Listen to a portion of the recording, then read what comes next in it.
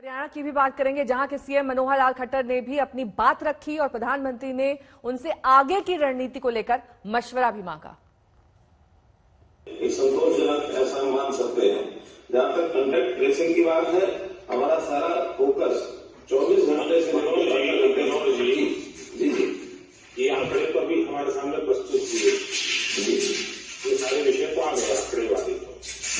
अब आपकी दृष्टि से क्या हो रहा है, जो प्रयास उसको रोकने के लिए हम क्या करेंगे, क्या आपने योजना बनाई है, किस प्रकार से हो रहा है? 26 तारीख से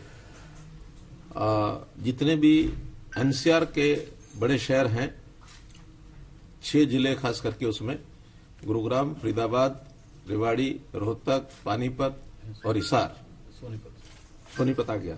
तो इन 6 जिलों में सोशल गैदरिंग के नाते, चाहे वो पारिवारिक है, विवाह शादी है, या कोई सामाजिक, धार्मिक, राजनीतिक है, किसी प्रकार की गैदरिंग में कोई भी जो हॉल, कम से कम जहां 100 की संख्या का स्पेस है, तो वहां 50 लोग ही एकत्र होंगे, इससे ज्यादा नहीं। और ओपन में अगर करना होगा तो 100 लोग कर सकते हैं, इससे ज्यादा नहीं। बाकी जिलों में किसी इंडोर में करना होगा तो 100 की संख्या तय की है, ओपन में करना होगा तो 200 की संख्या तय की है। ये परसों 26 तारीख से ये नियम लागू हो जाएगा। तो हरियाणा के सीएम मनोहर लाल खट्टर को सुन रहे थे आप। हमारे संवाददाता सत्येंद्र चौहान इस वक्त तमाम जानकारी के साथ हमारे साथ जुड़ गए हैं। सत्येंद्र, 6 जिले यहां पर मनोहर लाल खट्टर ने गिनाए, जहां पर पब्लिक गैदरिंग्स पर कितनी संख्या में लोग शामिल हों, इस पर अब लिमिट लगाई जाएगी। लेकिन कोई और प्रोटोकॉल है जिसके तहत अब और ज्यादा सख्ती से काम लिया जाएगा? क्योंकि हरियाणा में भी वाकई जिस तरीके से आंकड़े बढ़ रहे हैं, उसको लेकर चिंता पैदा होती है। और प्रधानमंत्री ने भी कहा कि आंकड़े तो हम देख पा रहे हैं, प्रयास किए जाएंगे, क्या किए जाएंगे वो बताइए।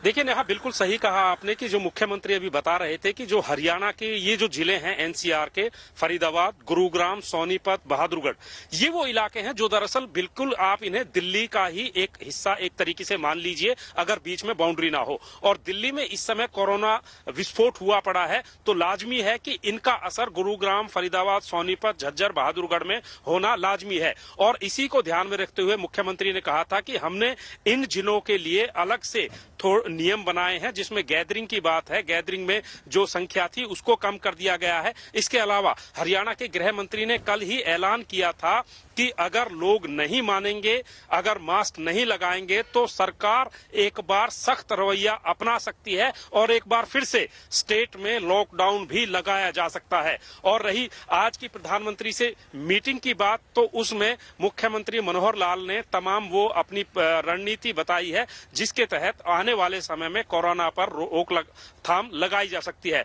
इसके अलावा जो सरकार से मांगे थी वो भी बताई है कि हेल्थ डिपार्टमेंट के लिए जो वेंटिलेटर्स हैं, आईसीयू हैं, हॉस्पिटल्स के बेड्स हैं, उनकी फिलहाल स्थिति क्या है और आगे सरकार से क्या मदद चाहिए, इस तरह की बातें इस मीटिंग में हुई हैं।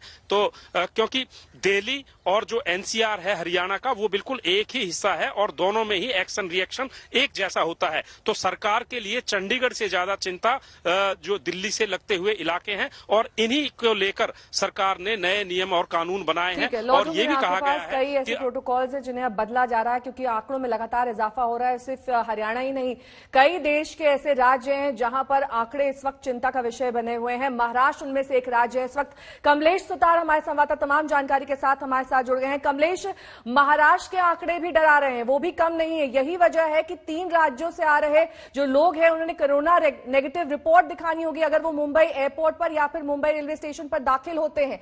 ऐसे में क्या लगता है आने वाले वक्त में इन नियमों में और सख्ती की जा सकती है? कुछ ट्रेनों को बंद किया जा सकता है, कुछ ऐसे शहर हो सकते हैं या राज्य हो सकते हैं जहां से फ्लाइट्स को भी रोका जाए? पहले तो जिन 4 राज्यों का जिक्र किया, गुजरात, गोवा, राजस्थान, दिल्ली, इन 4 राज्यों से जो भी प्रवासी आएंगे मुंबई में, उनके लिए नए निर्बंध लागू किए गए। सबसे पहली बात, मतलब जो एयर ट्रैवलर्स है, रेलवे ट्रैवलर्स है और बाय रोड आने वाले जो ट्रैवलर्स है, उनके लिए अलग अलग गाइडलाइंस यहाँ पर इशू कर दी गई है। जो एयर ट्रैवल करेंगे उनके लिए 72 घंटे पहले टेस्ट लेना, कोविड नेगेटिव रिपोर्ट लेना मैंडेटरी होगा, अनिवार्य होगा।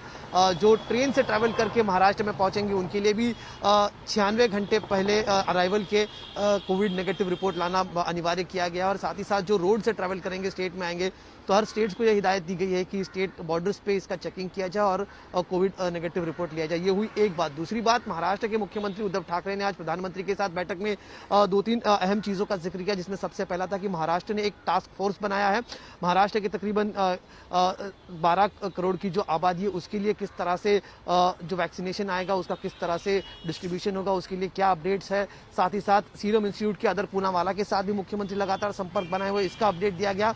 और दूसरी अहम बात जो मुख्यमंत्री ने प्रधानमंत्री और गृह मंत्री से कही, उन्होंने ये कहा कि कुछ राजनीतिक पार्टियों को राजनीति करने से रोका जाना चाहिए। कुछ राजनीतिक पार्टियां विशेषकर महाराष्ट्र में जिस तरह से हर चीज को लेकर रास्ते पर उतर रही है, आंदोलन कर रही है, जिसके चलते शायद संक्रमण बढ़ सकता है, तो उन्हें रोकने की जरूरत है।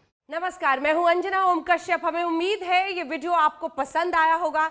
लेटेस्ट खबरों के लिए यूं ही देखते रहिए आज तक और इस वीडियो के पसंद आने पर लाइक, शेयर एंड सब्सक्राइब करना ना भूलें।